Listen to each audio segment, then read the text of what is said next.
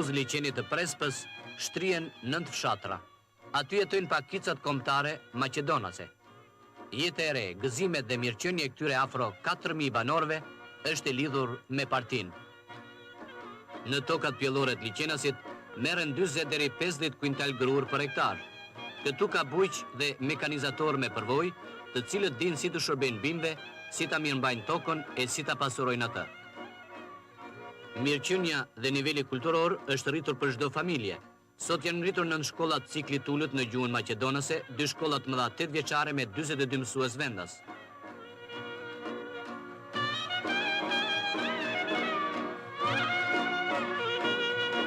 Kujdesi veçantë tregohet këtu edhe për shëndetin e njerëzve.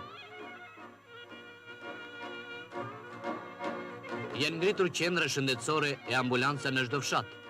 Në roja të shëndetit janë 34 mjek, farmacist, stomatolog e ndihmës mjek. Kjo pakicë kombëtare konsiderohet me të drejta plotësisht barabarta midis vëllezërve shqiptar.